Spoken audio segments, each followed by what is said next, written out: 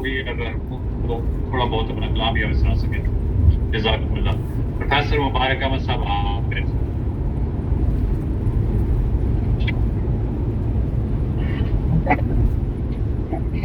یہ بیٹری لو ہو گئی ہے تو میں غصے کرتا ہوں کہ شروع کر دوں. تسی انہاں دی کار آ تے کلام تو میں سنا دیں صدر صاحب. جی ٹھیک ہے جی. آپ بیٹری چلی لو ہو رہی ہے, آپ 7 بار لگا دیں اس کی اور ہر وقت 8 ٹوپی لگی انشاءاللہ. سر صاحب ایک چھوٹی سی نظم ہے شہر کے متعلق اگر اجازت ہو. عابد صاحب سنا رہے ہیں. اور ختم ہو جا رہی ہے پھر. ٹھیک ہے جی. پروفیسر مبارک احمد صاحب پلیز. آواز آ رہی ہے؟ جی آواز آ رہی ہے لیکن تصویر نہیں آ رہی. نہیں آ رہی تھی, تصویر بھی آ رہی تھی. اچھا پہلے بات یہ ہے کہ انجمن طلباء قدیم کا نام سن کر میرے دل میں خیال آتا ہے کہ ان لوگوں نے پیا یا کالج کے بارے میں یہ جو میں کہہ دوں تو یہ بات یہ ثابت کر رہی ہے کہ تیری یادیں کبھی ماضی کا حصہ بن نہیں سکتی. کبھی ماضی کا حصہ بن نہیں سکتی, کبھی عہد گزشتہ کا یہ قصہ بن نہیں سکتا. واہ واہ واہ کیا بات, زبردست. لوگ جو ٹی آئی کالج کے بطور طالب علم اور میں اپنے آپ کو شامل کر کے جو استاد بھی وہاں رہا, یہ استادی کر گیا کہ بہت سی باتیں میں محفوظ رکھنے کے باوجود اس وقت بیان نہیں کی جا سکتی کیونکہ وقت محدود ہے اور مقابلہ سخت ہے.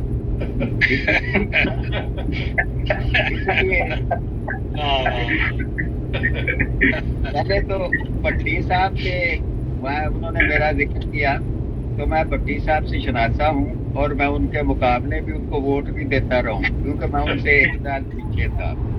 اللہ تعالیٰ انہیں صحت دے, تندرستی دے, اور دیگر احباب جو ہیں اللہ تعالیٰ ان کو بھی قائم رکھے اور صحیح اور سالم رکھے, بہت زندگی عطا کرے. اب آئیے کچھ باتیں جو بطور طالب علم میں نے محسوس کی اور جو بطور استاد محسوس کی, تھوڑی سی بطور طالب علم ہمارے پرنسپل حضرت مرزا ناصر احمد صاحب تھے. 3 سال وہ پرنسپل رہے, 1 سال قاضی اسلم صاحب تشریف لے آئے.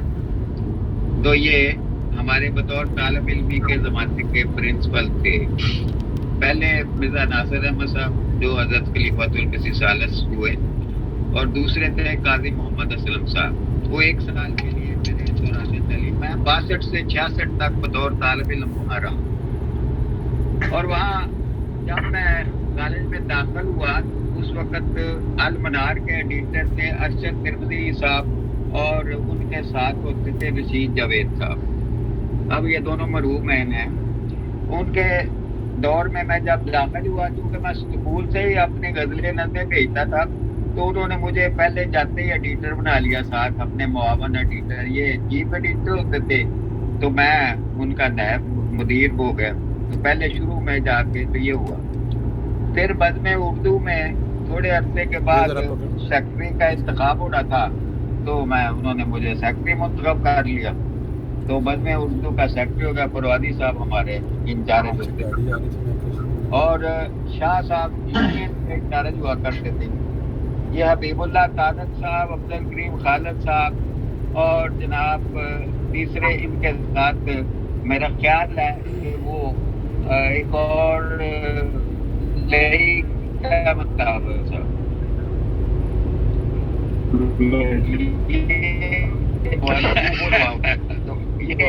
روان چلتے تھے اور ماشاءاللہ مباحثوں میں حصہ لے کے بلکہ مشاعروں میں بھی حصہ لے لیتے تھے اور اس میں سے انعامات لے کے ٹرافیاں لے کے آیا کرتے تھے. ٹھیک ہے جی. تو یہ میرے کالج کے شروع کے جب میں لیکچرر لگا تھا ان دنوں کی بات. تو جب میں کالج میں تھا تو اس وقت جیسا وہ بھٹی صاحب نے بتایا کہ گوگا اور اس طارق پرویز ان کا بھائی ہوتا تھا وہ, اور اس طرح سے مختلف طالب علم جو تھے وہ کالج کے ڈبیٹ سے حصہ لیتے تھے اور انعام لے کے آ کرتے تھے.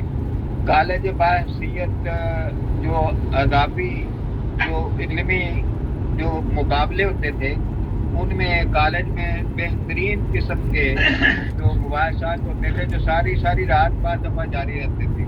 3 دن ان کے لیے مخصوص ہوتے تھے اور اس میں حصہ لینے والوں میں ہمارے کالج کے جو پرنسپل تھے حضرت مرزا ناصر احمد صاحب وہ سب سے زیادہ پارٹیسپیٹ کرتے تھے, آتے تھے, شامل ہوتے تھے اور بچوں کی حوصلہ افزائی کرتے تھے. اور گولڈ میڈل مباحثے ہوتے تھے. جو طالب علم انعام لیتا اور اول 2 مباحثوں میں یا مشاعروں میں پنجابی, انگریزی, اردو میں حصہ لیتا اس کو گولڈ میڈل دیا جاتا تھا.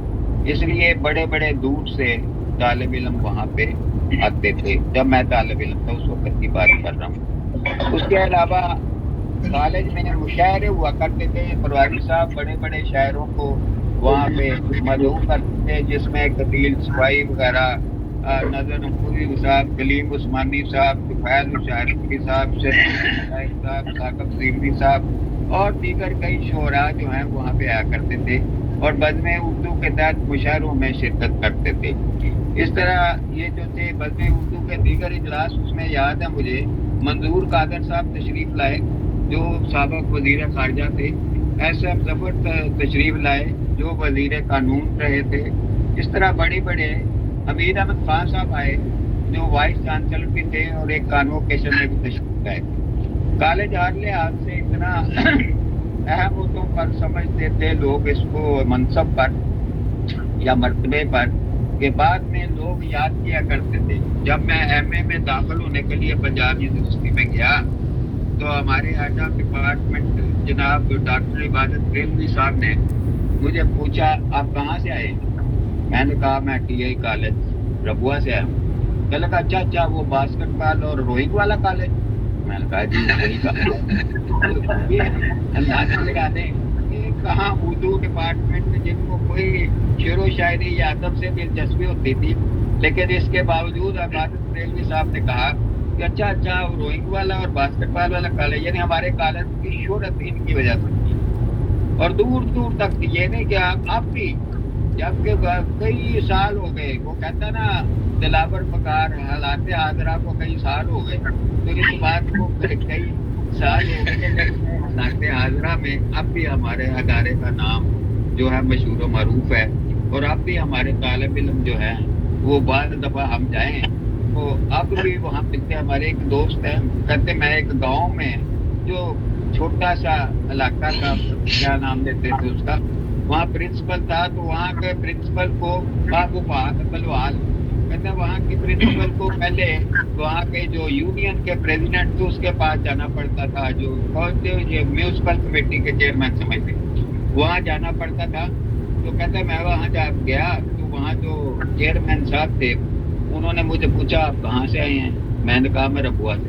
اٹھ کے کھڑے ہو گئے, کہنے لگے میں تو اس کالج کا اسٹوڈنٹ رہا ہوں, تو مجھے تو آپ بڑے عزیز, آپ تشریف رکھیں یہاں میری جگہ بیٹھے. تو یہ اب بھی وہ جو پرانے پڑھے لکھے آدمی وہاں سے وہ اب بھی ان میں یہ جذبہ موجود ہے اور کالج کی قدر کرتے ہیں. لیکن اس عالم بے قدری میں بھی اگر کوئی بڑا آدمی کسی کی عزت کرتا ہے تو اس علاقے کے اخلاق کی وجہ سے کرتا ہے, اس علاقے کے کردار کی وجہ سے کرتا ہے, اس علاقے کی روایات کی وجہ سے کرتا ہے. تو یہ ہمارے کالج کے یہ دو موضوع جو تھے نا, علم اور عمل, یہ دونوں میں اپنا مقام رکھتے تھے.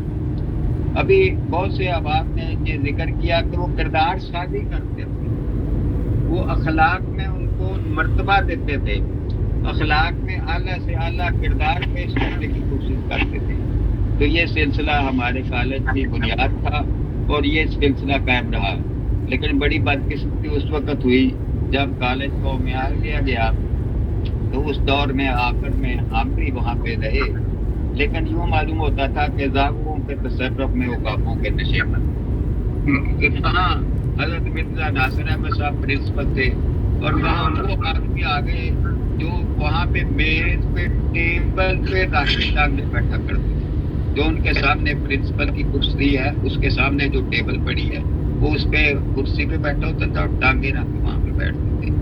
تو ہمیں بڑا دکھ ہوتا تھا کہ کہاں وہ دن کہ جب آدمی محسوس کرتا تھا کہ ایک ایسے ادارے میں آیا ہے جہاں لڑکے پرنسپل کو دیکھ کے بھاگ جاتے ہیں، اس کے احترام کے لیے کھڑے ہو جاتے ہیں، باادب ہو جاتے ہیں، اور پرنسپل بھی ایسا کہ اپنے وہ گھر سے نکلا آگے دیکھا کہ ایک لڑکا سردی سے کانپ رہا ہے، دسمبر کے ٹیسٹ ہو رہے ہیں، دسمبر کے دن وہ باہر بڑا کام رہا ہے اور احمدی بھی نہیں ہے، کسی گاؤں کا ہے، پرنسپل اسے دیکھتے ہیں، واپس چلے جاتے ہیں، اور واپس جا کے وہاں سے جب وہ لوٹتے ہیں تو ہاتھ پہ سویٹر ہوتا ہے اور اس لڑکے کو دیتے ہیں۔ تو یہ وہ پرنسپل تھا، اور وہ کہاں یہ پرنسپل، اور کہاں وہ حالت کہ عالم والا محسوس ہوتا ہے، اور کہاں یہ حالت ہے کہ اب آپ جائیں تو اب تو کالج کی نئی بلڈنگ بن گئی ہے لیکن قدریں پرانی نہیں رہی۔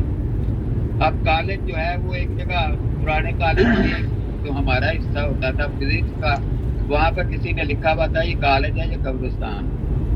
تو یہ صورتحال ہو گئی تھی، اس لیے کہ جب روایات مر جاتی ہیں تو قومیں مر جاتی ہیں، جب اقدار کھو جاتی ہیں تو قدریں کھو جاتی ہیں۔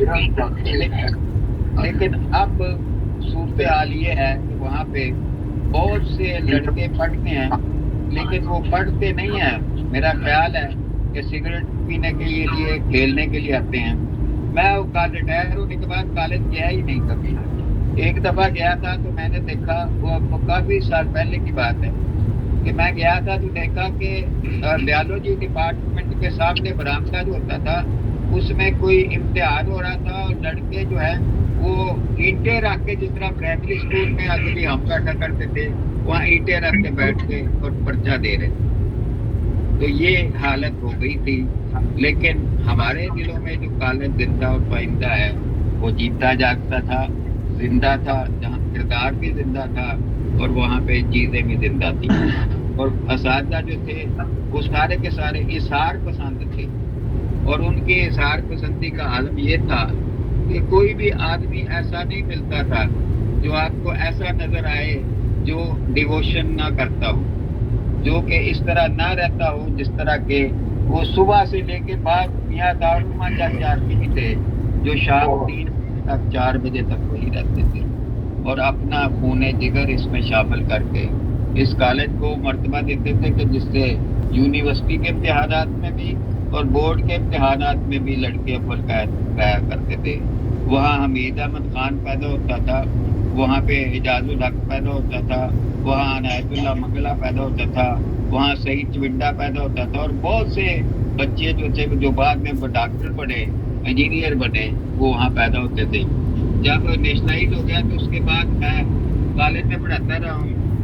پہلا جو سیشن تھا میرا، اس وقت نیشنلائزیشن ابھی نہیں ہوئی تھی، اور جو نتیجہ نکلا تھا اس میں 16 ڈاکٹر بنے تھے، 16 ڈاکٹر ایک بیچ میں بنے تھے، لیکن اس کے بعد جب میں نے کالج چھوڑا تھا تو آخری 10 سالوں میں ایک بچہ بھی ڈاکٹر بننے کے لیے نہیں گیا تھا۔ تو یہ تحریک تھے اور یہ سلسلہ چلا تھا، اور یہ سوچ کے وہ آتا ہے کہ ہم سوچیں کہ نئے بچے آئیں، نئے ان جیسے آدمی آئیں، اور نئے ان جیسے ٹیچر آئیں، اور ان کی حالت یہی ہے کہ میں تم درختوں کو ذرا دلاسا دو، میں پرندے بلا کے لاتا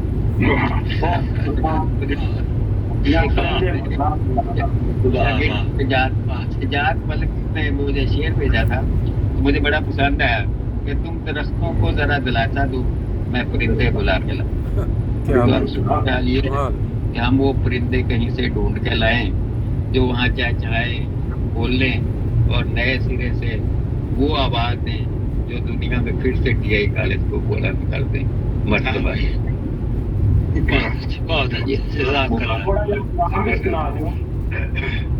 اب آخر میں میری درخواست ہوگی کہ محترم پروفیسر مبارک صاحب قابل صاحب سے ہم ان کا کلام بھی سنیں گے انشاءاللہ تعالیٰ۔ تو اس سے قبل مجھے چودھری کولمبس خان صاحب کا میسج آیا کہ وہ کچھ بتانا چاہ رہے ہیں، تو چودھری کولمبس خان صاحب پلیز۔ جزاکم اللہ سجدہ۔ میں نا ایک غزل جو تقریباً 60 سال پرانی میرا اعلیٰ کلام ہے وہ پیش کرنا چاہتا ہوں۔